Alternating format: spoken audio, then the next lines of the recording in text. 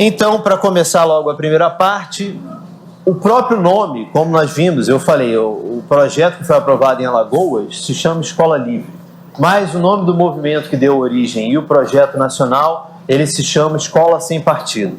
Esse é o logo, então, Escola Sem Partido, Educação Sem Doutrinação, é o nome dessa organização que foi criada em 2004. E, de novo, quando a gente escuta, Escola Sem Partido, alguém pode dizer, olha, que interessante, uma iniciativa boa. Se você se colocar numa dicotomia entre uma escola sem ou com um partido, você pode até achar, num primeiro momento, que uma escola sem partido é ideal. Só que não é bem isso. Eu vou apresentar para vocês, então, por que eu acho que já começa pelo nome. Esse nome, ele engana muito quem escuta falar pela primeira vez do projeto. Então, eu proponho um outro nome que eu acho que captura muito melhor a defesa desse movimento, que seria uma escola sem educação, uma instrução sem reflexão. Para mim, o que está em jogo aqui são dois projetos de escola. Um projeto no qual essa escola o caráter educacional da escola é completamente removido, ela é transformada num espaço de instrução e os professores se tornam instrutores. Esse é o projeto de escola defendido por essa organização, por esse movimento. E nós temos um outro projeto, que é o que nós defendemos aqui na faculdade, que é um projeto que reforça essa dimensão formativa educacional mais ampla, do qual a instrução não pode ser dissociada. Mas então, para mostrar para vocês por que eu acho que esse nome captura um pouco melhor as ideias desse projeto, eu vou mostrar só elementos nesse primeiro momento, só elementos presentes no próprio site desse movimento. Então, o primeiro dado interessante, se você for no site, esse é o site do Escola Sem Partido, você tem a indicação de uma biblioteca politicamente incorreta, que só tem 4 livros. 2 deles são aqueles livros da história, Guia Politicamente Incorreta da História do Brasil e da História da América Latina. É um outro livro chamado Por uma Crítica da Geografia Crítica. E, para mim, o principal, não é à toa que ele está em primeiro lugar, um livro chamado Professor Não é Educador, de autoria de Armindo Moreira. E essa é a fundamentação teórica desse movimento. Então, o que está proposto nesse livro? Uma dissociação entre os atos de educar e instruir. Educação é responsabilidade da família e até da igreja, como eles mesmos colocam.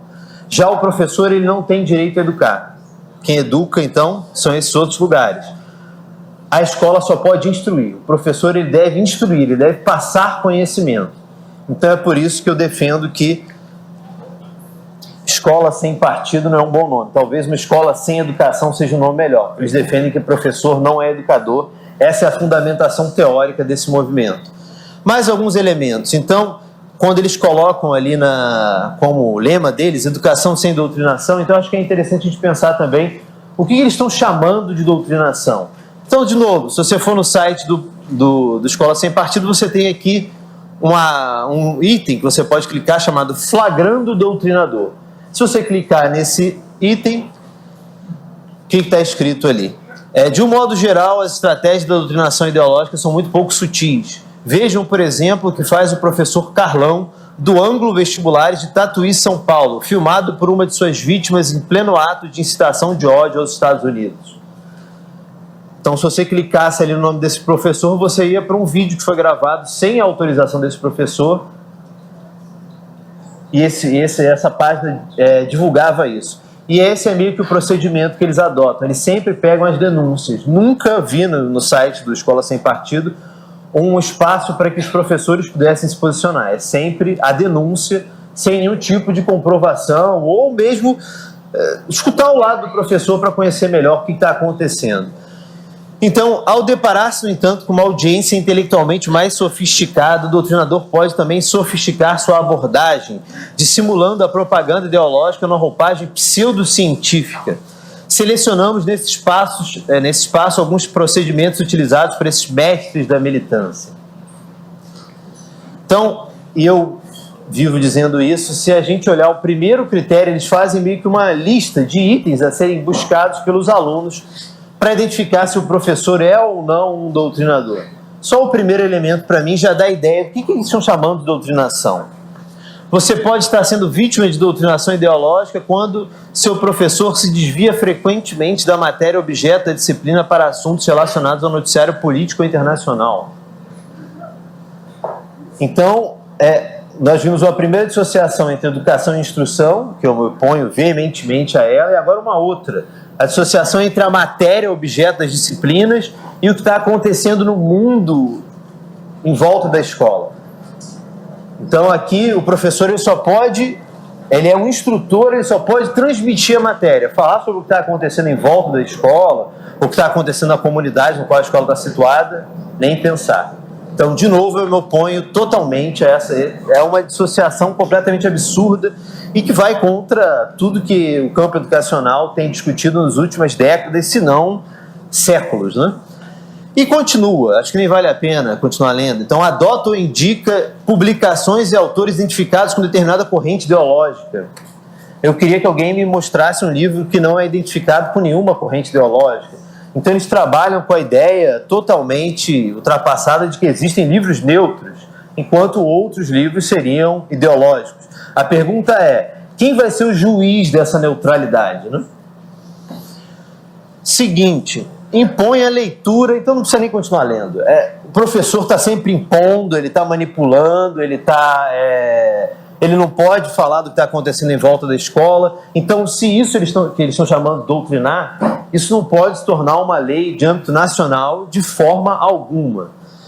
Mas não termina por aí. Então, já justifiquei aqui porque o nome que eu acho que captura melhor as ideias desse movimento. Escola sem educação, instrução sem reflexão. Mas vamos continuar. Se você clicar no site no Dia Nacional da Luta de Combate à Doutrinação na Escola, você vai achar essa página aqui. Eu vou destacar com vocês só um elemento. Eles citam uma pesquisa que foi produzida pelo Instituto Census, na qual, segundo eles, 78% dos professores brasileiros acreditam que a principal missão das escolas é formar cidadãos. Abre parênteses. Expressão que na prática se traduz, como todos sabem, por fazer a cabeça dos alunos. Então está aqui essa pergunta, como ela saiu publicada, uma pesquisa encomendada pela revista Veja, para um número que saiu em 2008, se eu não me engano, eu posso conferir essa informação depois, no qual perguntaram para professores, pais e alunos qual a principal missão da escola. E algumas alternativas, então. Formar cidadãos, contribuir para a formação profissional, ensinar as matérias. A Veja e o Escola Sem Partido ficaram muito surpresos com a resposta dos professores. 78% então falaram que a principal missão da escola é formar cidadãos. O que eles não percebem é que essas missões, para os professores e educadores, elas são absolutamente indissociáveis. Então é óbvio que quando o professor fala que a principal missão da escola é formar cidadãos, ele não está deixando de lado a formação profissional ou a questão do ensino dos conteúdos das matérias, entre aspas aí. Mas isso para eles são missões que podem ser dissociadas. Então eles acham que o professor deve apenas ensinar as matérias. E já que eles colocam ali que formar cidadãos normalmente é algo que é sinônimo de fazer a cabeça dos alunos, eu gostaria só de destacar, buscando a nossa Constituição, capítulo 3 da Educação, da Cultura e do Desporto, seção 1 da Cultura, logo o primeiro artigo 205. A educação, direito de todos, dever do Estado e da família, será promovida e incentivada com a colaboração da sociedade, visando ao pleno desenvolvimento da pessoa, seu preparo para o exercício da cidadania e sua qualificação para o trabalho. Me parece que a própria Constituição vê essas missões como indissociáveis e coloca como uma das tarefas da educação no Brasil a formação para a cidadania. Isso é a nossa Constituição. Outros elementos interessantes aí dentro do site. Então tem uma aba chamada Síndrome de Estocolmo. E eles colocam uma imagem da Bela e da Fera dançando. O que está escrito nessa aba? Vítima de um verdadeiro sequestro intelectual, o estudante doutrinado quase sempre desenvolve uma relação, em relação ao professor doutrinador, uma intensa ligação afetiva. Como já se disse a propósito da Síndrome de Estocolmo, dependendo do grau de sua identificação com o sequestrador, a vítima pode negar que o sequestrador esteja errado, admitindo que os possíveis libertadores e sua insistência em punir o sequestrador são, na verdade, os responsáveis por sua situação. De um modo análogo, muitos estudantes não só se recusam a admitir que estão sendo manipulados por seus professores, como saem furiosos em sua defesa, quando alguém lhe demonstra o que está acontecendo. Então, para eles, a relação entre professor e aluno é semelhante à síndrome de Estocolmo, que é a síndrome que se desenvolve na relação entre alguém que é capturado, sequestrado e o seu captor. Então, é assim que eles concebem a relação entre professores e alunos. Isso está na página do Escola Sem Partido. A visão deles sobre movimento estudantil, e para mim essa aqui é preciosa, né? Porque a gente está percebendo é que os estudantes, na visão do Escola Sem Partido, são absolutamente passivos. Eles são criaturas inocentes que estão ali só recebendo passivamente tudo que o professor quer impor sobre eles. Então, o que eles têm a dizer sobre o movimento estudantil? O movimento estudantil é aliado histórico dos promotores da doutrinação política e ideológica nas escolas.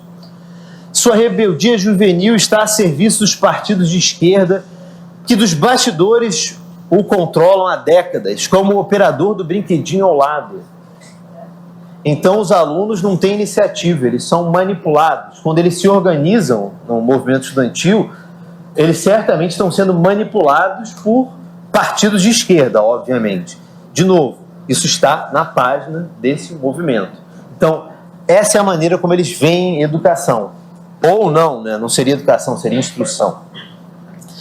Alguns dados interessantes, então. Esse movimento Escola Sem Partido, ele surgiu em 2004, quando um advogado chamado Miguel Najib, ele viveu uma situação com seus filhos na escola particular, na qual ele identificou que um dos seus filhos estaria sendo doutrinado ideologicamente pelo professor de história. Né?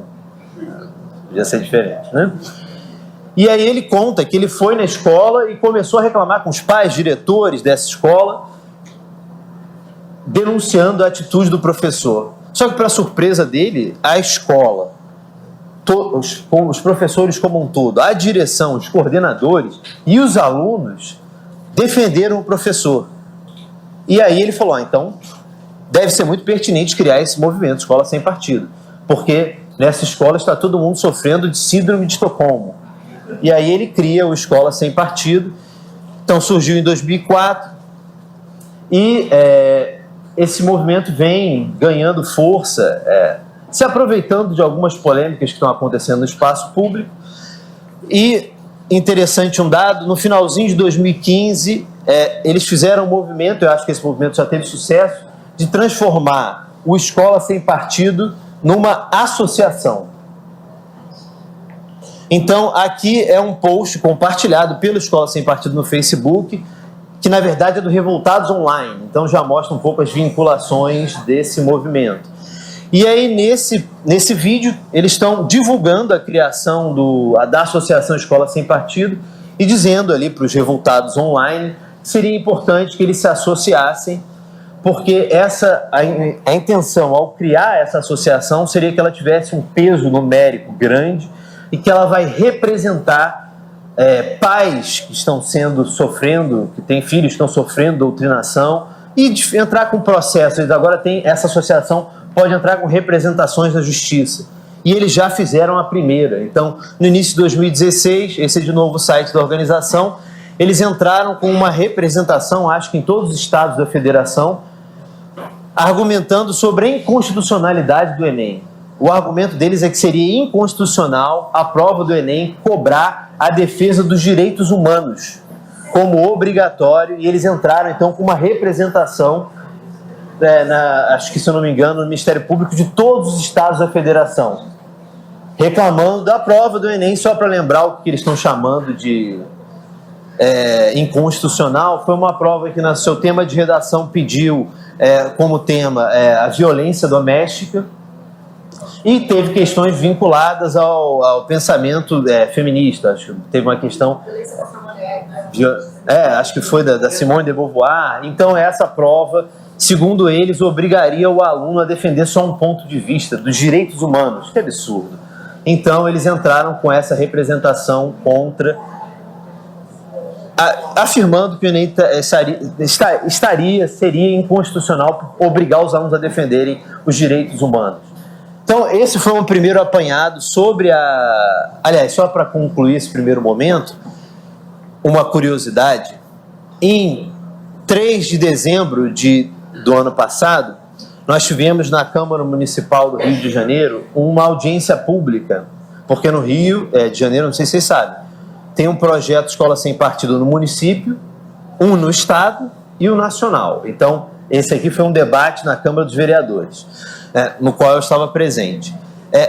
O que aconteceu nesse debate? Primeiro, os próprios revoltados online estavam presentes, eles foram lá com suas fardas muito semelhantes a fardas militares, com dizeres de impeachment já e coisas do gênero, mas a grande atração, a grande surpresa das pessoas que estiveram presentes foi esse indivíduo.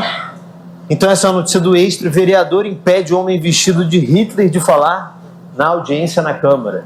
Então, para defender a Escola Sem Partido, foi um indivíduo, como vocês podem ver na foto, com o bigodinho do Hitler, o cabelo do Hitler, uma casaca, uma cruz de ferro, todo paramentado como Hitler, junto com um grupo que estava com ele, todos eles com fardas, óbvio que não eram fardas militares realmente, mas roupas que tentavam simular as vestimentas do exército alemão na Segunda Guerra Mundial.